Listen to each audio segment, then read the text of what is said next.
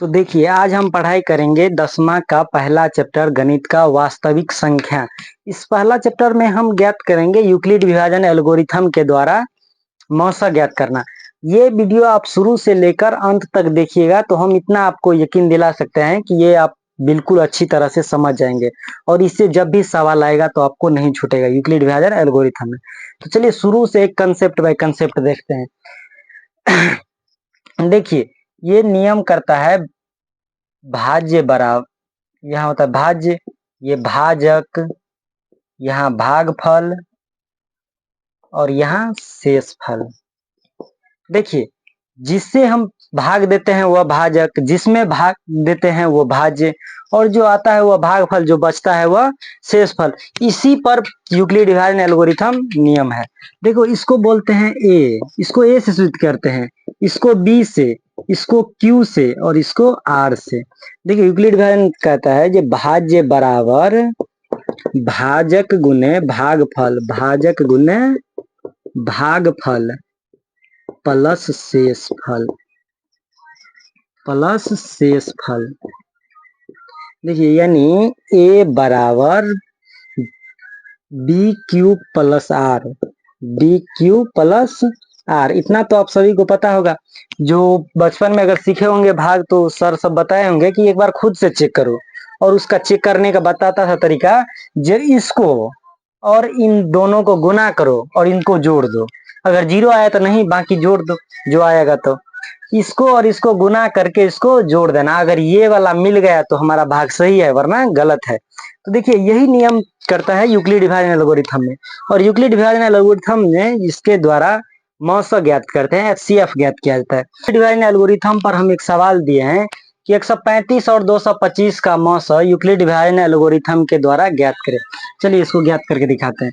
देखिए चूंकि 135 225 से बड़ा है, यहाँ क्या है 135 225 से बड़ा है, इसलिए मान लेंगे a बराबर 225 और b बराबर 135। अब यूक्लिड विभाजन लगाएंगे। यूक्लिड विभाजन अभी बताए थे, यूक्लिड विभाजन एल्गोरिथम के द्वारा, यूक्लिड विभाजन एल्गोरिथम के द्वारा, एल्गोरिथम के द्वारा देखिए होता है a बराबर बी क्यू प्लस आर। अभी पढ़े थे यूक्लिड विभाजन एल्गोरिथम। देखिए यहाँ बैठाएंगे 225 बराबर 135 गुने। अब देखिए इतना लिखना है जो इससे गुना करने पर या तो इतना के बराबर आ जाए या इससे छोटा है। तो 2 से अगर हम गुना करेंगे तो 270 आ जाएगा, तो इससे बड़ा आ गया तो 1 से ही लगाएंगे।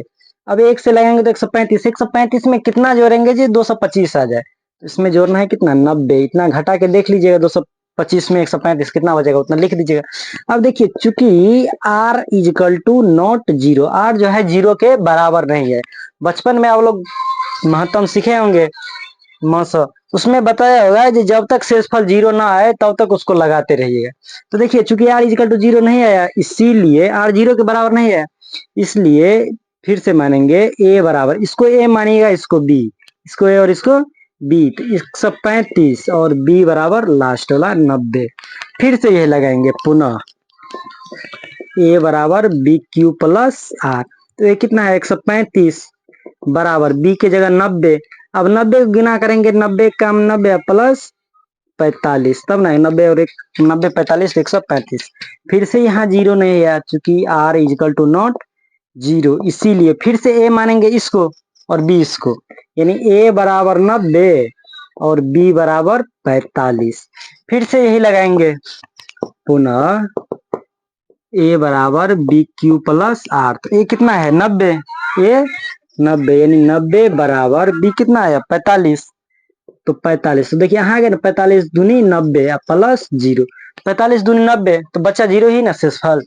तो यहाँ देखिए लिखेंगे चूंकि r इजिकल टू जीरो, यहाँ जीरो आ गया, जीरो आ गया तो छोड़ देंगे। अब पहला क्वेश्चन देखेंगे 135 और 225 का पूछा था, तो इसीलिए लिखेंगे अतः 135 और 225 का मौसा कितना है, यहाँ 45, इससे लगाए तब ना आ गया, मौसा 45 होगा, हो गया आंसर।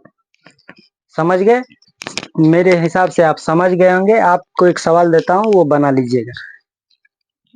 आपको मतलब 90 और 35 इसको यूक्लिड डिवाइड के द्वारा ज्ञात कीजिएगा।